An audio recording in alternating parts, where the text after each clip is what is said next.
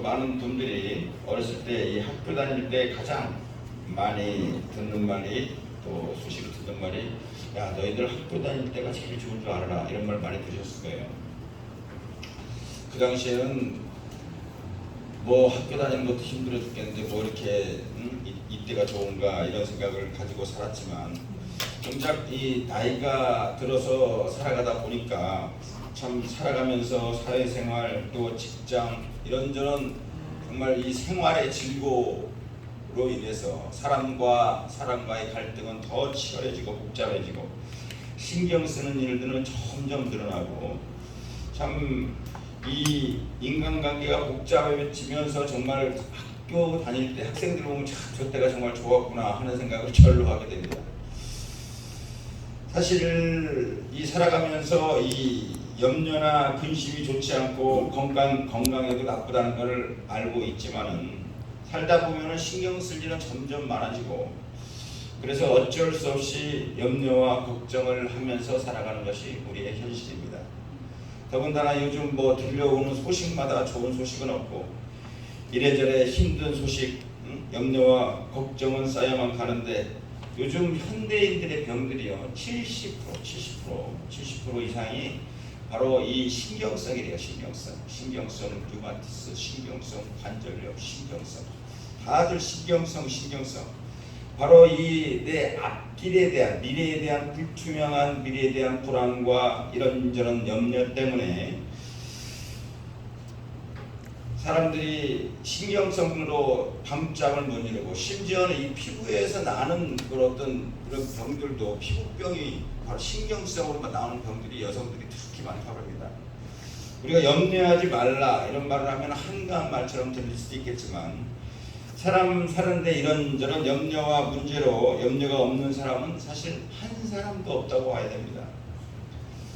어떤 사람이 통계를 내는데 사람 70평생 중에서 사람이 웃으면서 즐거운 날이 한 88일 정도밖에 안 된다고 그래요. 88일. 그래서 그만큼 염려와 걱정은 많은 데 비해서 기뻐하고 평안하기가 사실 쉽지가 않은 세상입니다. 성경에는 우리에게 수도 없이 염려하지 말라, 그래서 그런 얘기를 했는지 몰라요. 염려를 주께 맡겨버려라, 뭐 공중에 나는 새를 봐라, 뭐 이런저런 여러 얘기들이 많이 있지만, 우리는 그렇지 못하고 늘상 근심과 걱정 속에서 살아갑니다. 이 성경에 염려하지 말라는 말이 무려 500번이 돼 있대요. 500번. 예? 하루에도 몇 번씩 걱정하지 말라는 겁니다. 그래서 그만큼 이 염려가 우리에게 좋으면 하라고 할 텐데, 염려가 무익화되는 거예요. 무익할 뿐만이 아니라 염려해서 이루어질 게 하나도 없다는 것입니다. 염려해서.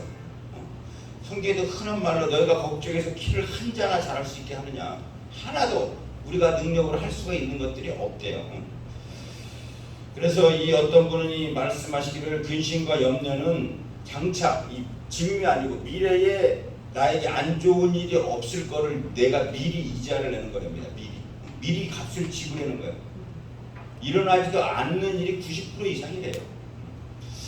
그래서 이 양식이 떨어지기도 전에 밥을 굶는 것, 병이 나기도 전에 입원하는 것, 죽기 전에 장사를 치는 것과 똑같다는 것입니다. 그래서 이 근심과 염려는 한마디로 하나님께서 나를 책임지지 않는다, 여기에 대한 불안감에서 오는 하나님의 불신앙이 첫 번째라는 거예요. 그래서 염려가 있는 곳에 신앙이 없고, 신앙이 있는 곳에, 하나님을 신뢰하는 곳에는 염려가 없다. 그래서 이 근심은 사실 하나님이 주는 것이 아니라 우리에게 사단이 우리에게 내려준 것이, 환경을 통해서 많은 압박, 스트레스 눌러가지고 우리를 옆으로, 우리의 생각과 여러 가지 것들이 옆으로 터져나가게, 정말 김밥 몇 불이 터지듯이 우리의 모든 사고가 이게 정상적이 아니라 압력을 넣어서 다른 곳으로 터져나가게 하는 것입니다. 그래서 사실은 이 근심, 걱정은 이 죄인들에게 찾아오는 번성이에요. 번뇌케 되는 것. 이 악인에게는 평강이 없다고 성경이 말하고 있습니다. 그래서 이 죄가 근본적으로 우리에게 뺏어가는 것, 그것이 바로 마음의 평안을 뺏어간다. 그래서 이 미국의 한 설교자, 유명한 설교자가 염려가 다른 것이 아니라 이 흔들의자와 같대. 흔들의자 우리가 앉아서 아무리 많이 흔들어도 흔들리는 것 같아도 하나도 앞으로 나가지 못해요. 계속 그 자리에서 왔다리 갔다리 마음만 왔다리 갔다는 겁니다. 그러면 우리가 이 어떻게 해서 우리 삶 가운데 안 할 수 없는 이 염려를 겪고 갈 수가 있는가? 걱정거리를 어떻게 해서 해소할 것인가?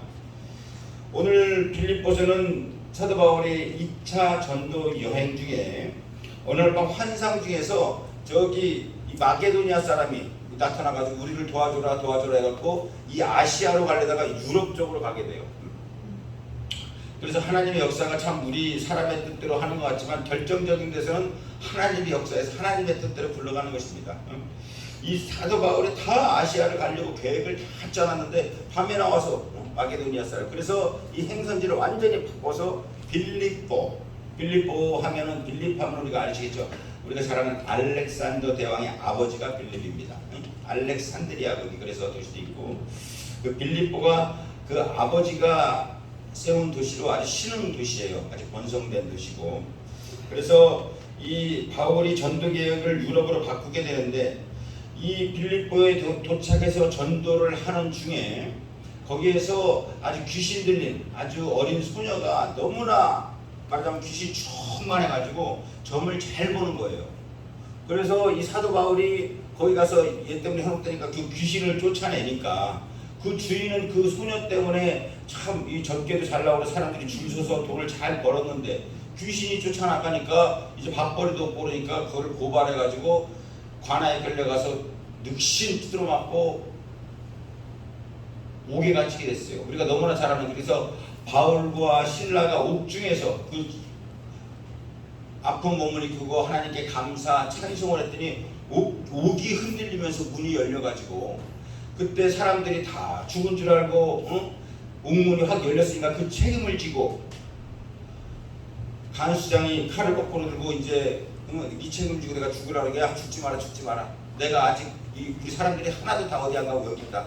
그래서 이제 간수가 거기에 감명받아가지고 자기 집에 이 사도 바울을 모시고 가서 그럼 우리가 어떻게 하면 예수님을 믿고 구원을 받겠습니까? 이렇게 물으니까 주 예수를 믿으라. 그리하면 너와 내 집이 구원을 얻으리라.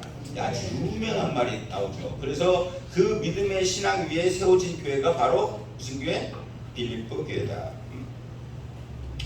그래서 이 빌립보 교회가 지금 옥중서신입니다. 다른 것이 아니라 이 바울이 감옥에서 쓴 편지예요. 옥중서신. 참 그 중심의 그 어려운 와중에서 쓴 편지가 중심에 흐르는 내용이 뭐냐면 그렇게 길지도 않은 내용인데 바로 기뻐하랍니다. 기뻐하라. 그래서 이 빌립보서를 성경학자들이 희락의 복음이다 이렇게 얘기를 해요. 희락의 복음. 우리가 이 세상 이 험한 세상 살아가면서 세상을 이길 수 있는 힘이 바로 무엇이냐? 바로 기쁨입니다. 가정도 그렇고 직장도 그렇고 교회 생활도 그렇고 모든 생활에 기쁨이 있어야 돼요. 그런데 오늘 빌립보서에서 말하는 이 사도 바울이 말하는 기쁨은 우리가 이때까지 알아왔던 기쁨보다는 조금 다릅니다. 우리가 신앙생활을 한다고 하면서도 어떻게 보면 우리의 기쁨은 세상 사람들이 구하는 기쁨과 크게 달라지지 않아요. 내 생활이 좀 더 잘 되고 이 건강해지고 우리 아들이 예수 믿어서 참 어떻게 보면 진급이 확 몇 단계 승진을 하고 사업도 막혔던 것들이 확확 다 열리고 만사형통 이 물질 세계의 만사형통을 말하는데 그런데 이제는 우리가 이 빌립보서를 읽으면서 우리 기쁨의 차원이 좀 달라져야 됩니다.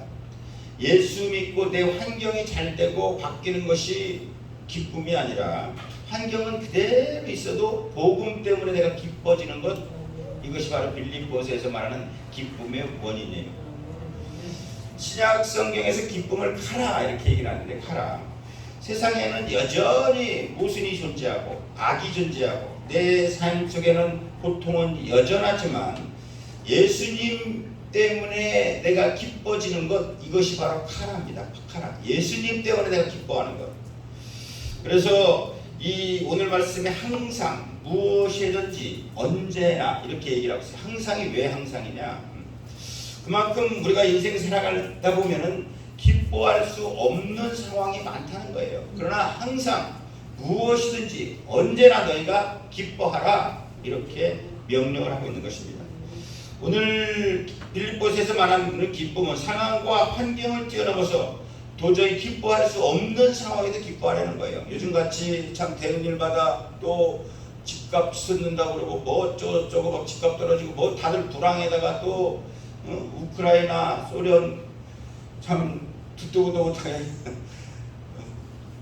위화도 해군이 일어나가지고 참 어디 오늘 내가 처음 방송에서 분석한 걸 들었는데요. 그럼 푸틴이 과연 푸틴을 잡는다고 그 용병을 자기가 돈으로 샀는데 이 용병이 옛날 우리나라 이성계가 위화도 해군에서 고려를 멸망시켰는지 이 용병이 푸틴을 잡는다고 쫓아간 거예요. 모스크바로. 실제로 모스크바는 병력이 없어서 비어 있는데.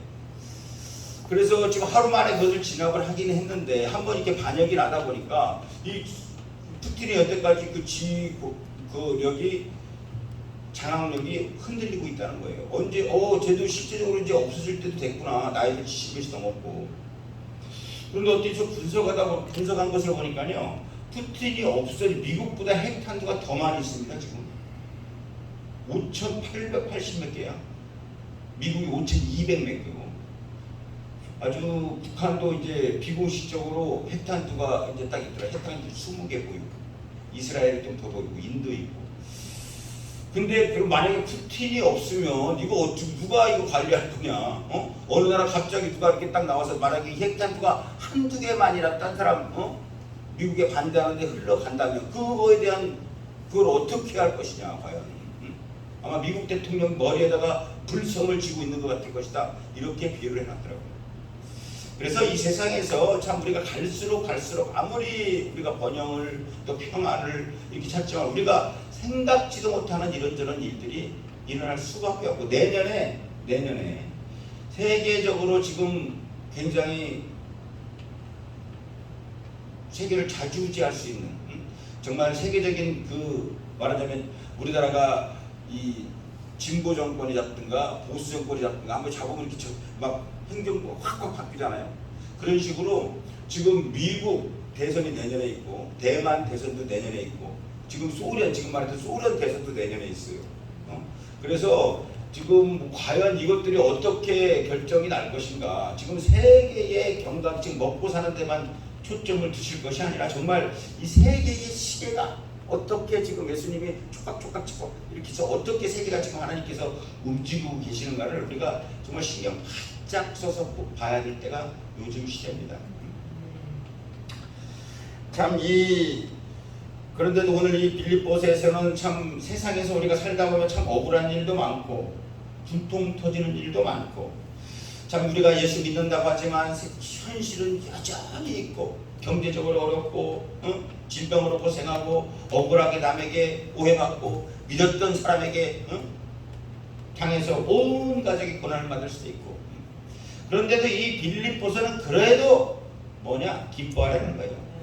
왜 그러냐? 하나님이 너희를 잡고 있기 때문에 결과적으로 이게 다 뒤집어집니다. 나중에는. 요셉이 말하자 너희는 나를 해하려 했으나 악으로 대했으나 하나님께서는 이것을 바꾸사 하나님의 구원의 장점으로 써준 거예요. 그래서 남이 여러분들 해하려고 하고 내 생활이 지금 잠깐 꼬꾸라지는 것 같고 안 되는 것 같고 생활이 뒤섞이는 것 같아도 결과는 이미 예수님께서 부활 승리하심으로 우리가 영원한 영생이 약속되어 있듯이 여러분의 삶도 잘 되게 돼 있어요. 테텔레스타이 영혼뿐만이 아니라 이 땅의 삶도 이미 예수님께서 모든 저주를 승리하셨습니다. 그래서 여러분의 삶을 믿음의 길을 가느냐 안 가느냐에 따라서 이 험한 여정이 주냐 아니냐지. 아브라함이 빨리 순종했으면 그 여정이 빨리 끝나는 거고 아직도 내가 여러분 삶에 내가 뭔가 하나님 앞에 믿는다 하지만 하나님 앞에 뭔가 테스트 받을 것이 있기 때문에 여정이 길어질 수가 있는 거예요. 광야 생활이 달래 길어지는 것이 아닙니다. 그래서 오늘 본문에서 성경적인 시작은 아주 기쁜 의미에 참 쉽게 얘기를 하는데 기뻐할 조건이 다른 데는 아니라 단순하게 주 안에서 기뻐하는 거예요. 주 안에서. 바울 선실에서 주 안에서 예수 안에서가 무려 132회나 나온다랍니다.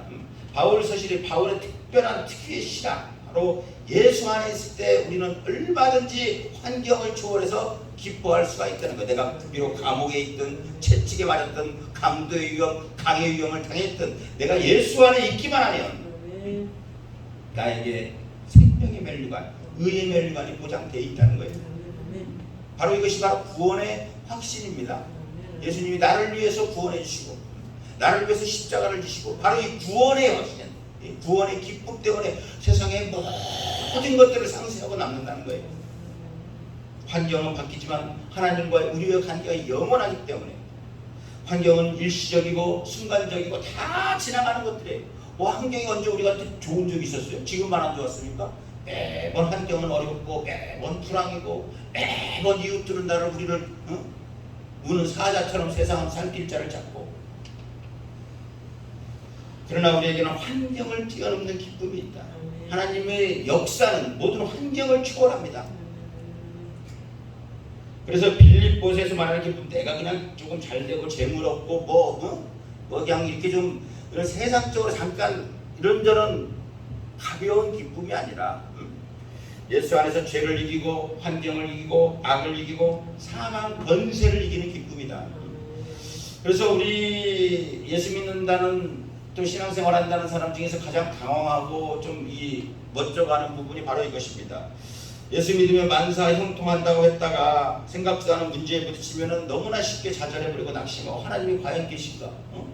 여기가 아닌가 봐요. 저 어떻게 절에 나가볼까 다시.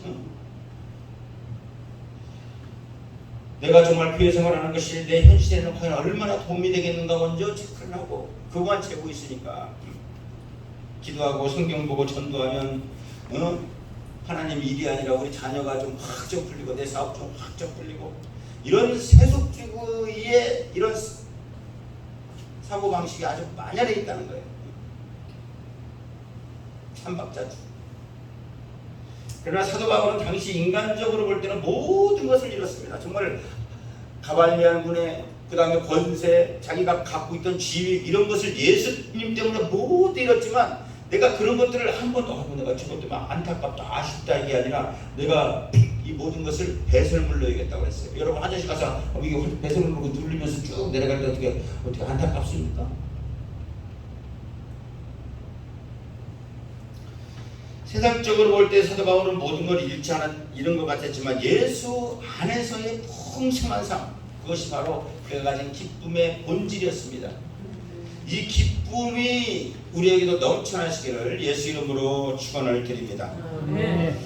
참 성경을 보면요 누구나 다 염려가 있어요. 모든 것을 가졌다는 그 솔로몬 전도서 2장 23절에 일평생 근심하며 수고하는 것이 슬픔뿐이라 그 마음에 밤에도 쉬지 못하니 이것도 헛되도다.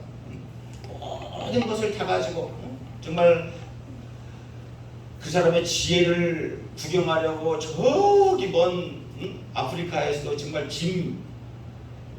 오늘 누가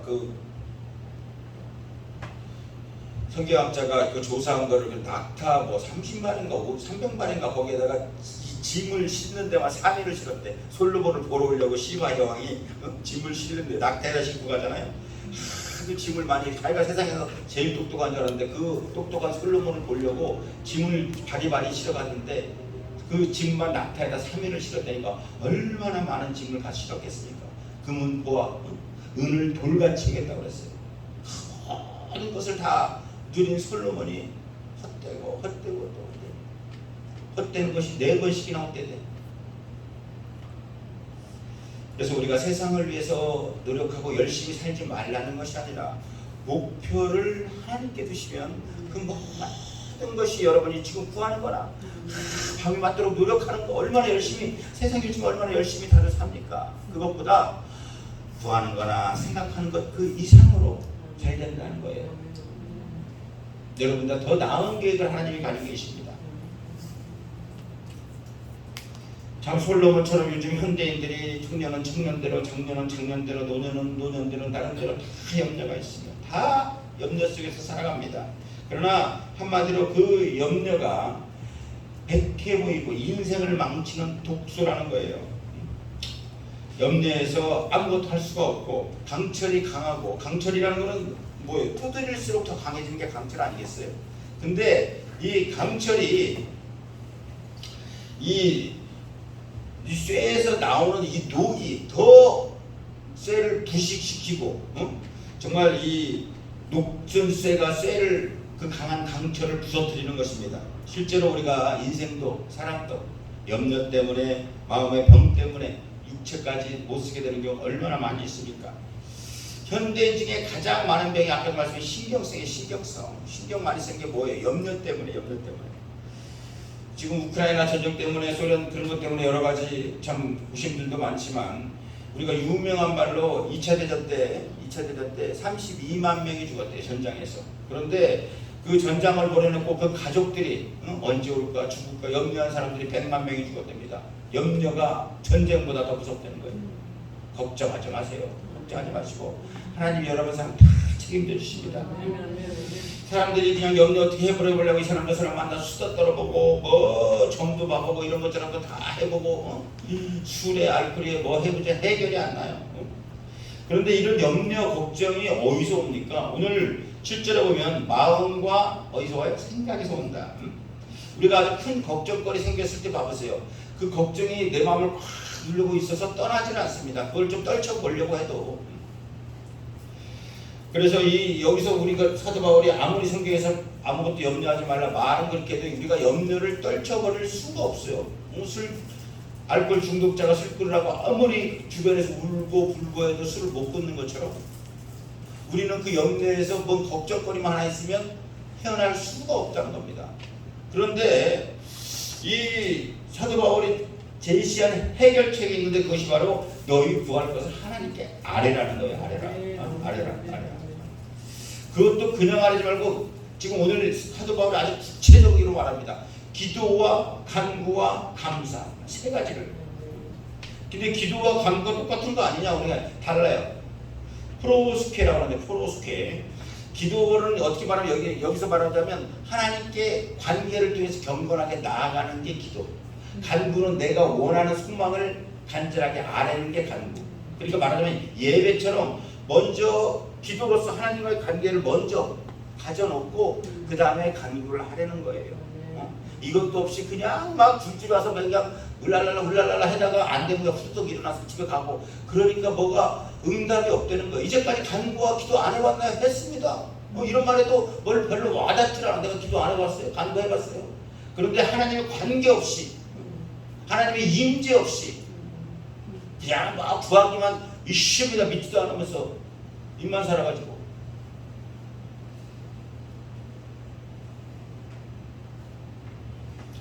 그래서 우리가 이 모든 문제들을 구체적으로 아랠 때 그것을 간구하는 것 하나님 앞에 먼저 신실한 예배자로 나아가고 그것이 바로 문제 해결을 위한 출발점이라고 생각하시고 그 다음에 이어지는 것이 간구 그리고 하나 더 중요한 것이 바로 감사가 있다는 감사. 기도와 간구로 너희 구할 것을 뭘로요? 첫 번째 배경이 감사함으로. 우리가 이게 없으면요, 문제에 들리다 보면 속에서 원망이 일어납니다. 하나님 도대체 나한테 해준 게 뭐가 있고, 하나님 뭔 일을 이따위로 좀 하시고, 자기가 기억하고 감독한 대로 내가 해도 이 정도 이것보다 낫겠다고, 자기가 시나리오 레파토리를 써갖고 하나님 결제만 하라고 자꾸 그러니까. 그러니까 이 성경은 분명히 감사함으로 나가요. 이 감사할 내용을 먼저 생각해야 돼요. 지금의 문제만 생각하지 말고 이제까지 나를 인도해 오신 하나님, 나를 향한 하나님의 도우심의 손길을 기억하면서 감사할 내용을 먼저 찾아내야 된다. 감사합니다. 아래로. 감사합니다. 아래로.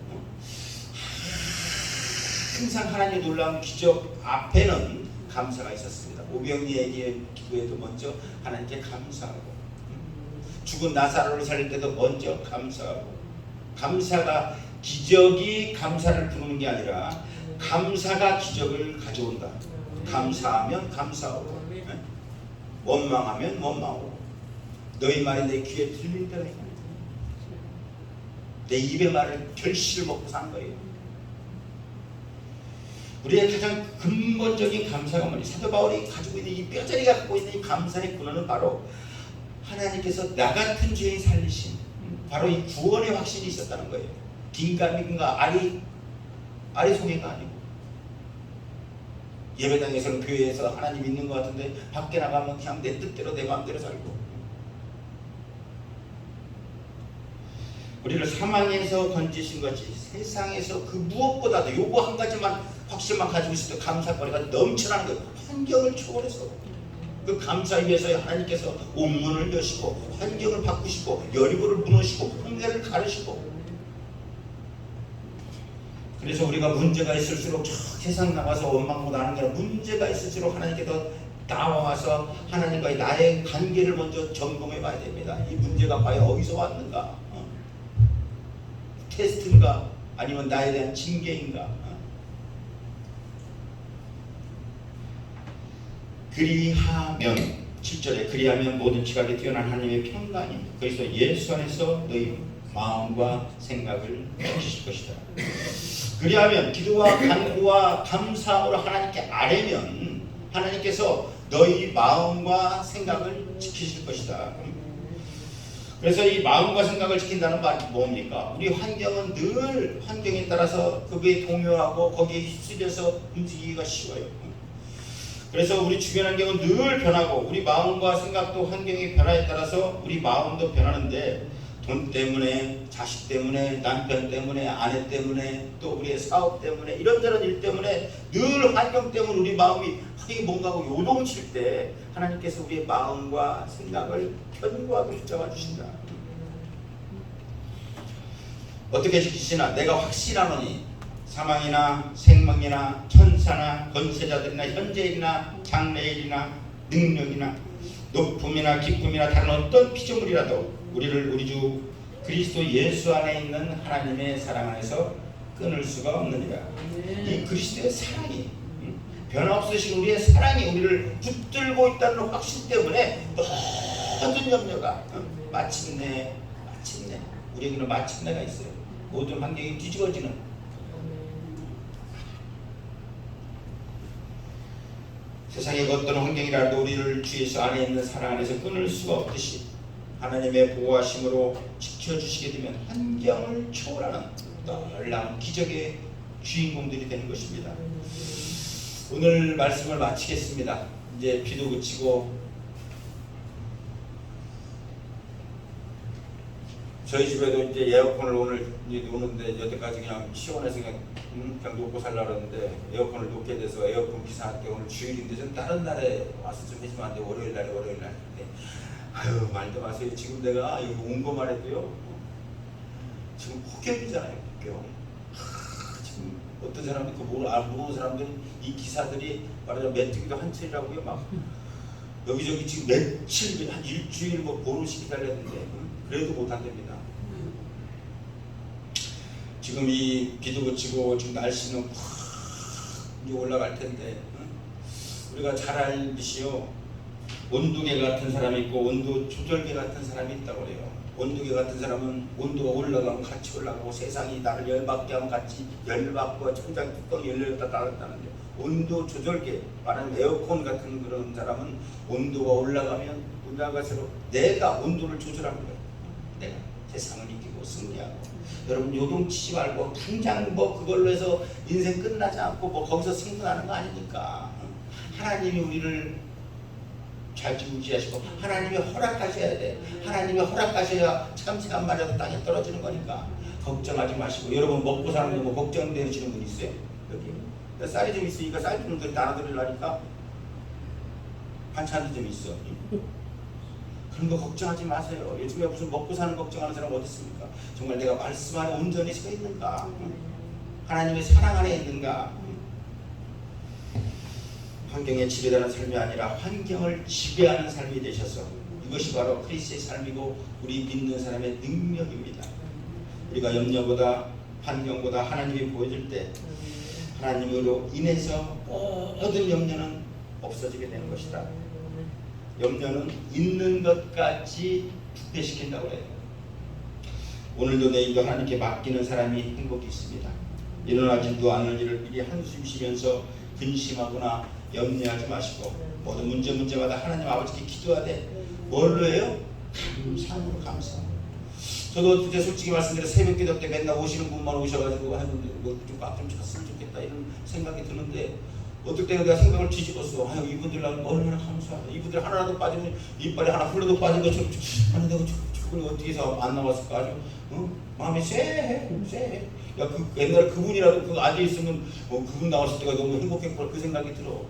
여러분 있는 거 감사하시고 가진 것 감사하시고 주신 것 감사하시고 여러분 환경에 감사를 할 때 반딧불에 감사하는 자 촛불을 주시고 촛불에 감사하는 자 등불을 주시고 등불에 감사하는 자 달빛을 주시고 달빛에 감사하는 자 영원한 태양을 주시고 10편 30편 4절에 여호와를 기뻐하라 저가 내 마음의 소원을 이루어 주시라. 하나님의 일을 기뻐하는 것이 마음의 소원을 이루는 길이다. 그래서 우리가 하나님의 도움을 받고 내 마음의 소원을 이루기 위해서 하나님을 기뻐하시기 바랍니다. 탈무드에서 하나님은 명랑한 자를 축복하신대. 자꾸 어두움 이런 거 할 때 억지로라도 억지로라도 기뻐하시면 기쁨이 옵니다. 이 세상에서 행복하게 사는 사람은 성공한 사람은 기뻐할 줄 아는 사람이다. 다들 직장이든 뭐든 그 무엇을 하든지 하나님의 감사하고 기쁨으로 하는 사람은 반드시 그에 대한 대가와 결실이 따르게 되는 것입니다. 마음속의 염려와 근심을 물리치시고 그 안에서 항상 기쁨이 넘쳐나며 하나님을 기뻐하시며 하나님을 기뻐한다는 거예요. 하나님 여러분을 도와줄 사람이 하나님이 나한테 과연 무엇을 해주실까 하나님을 기대하는 바예요. 하나님을 기뻐하시고 마음의 소원을 이루시는 우리 모두가 되시기를 예수 이름으로 축원을 드립니다.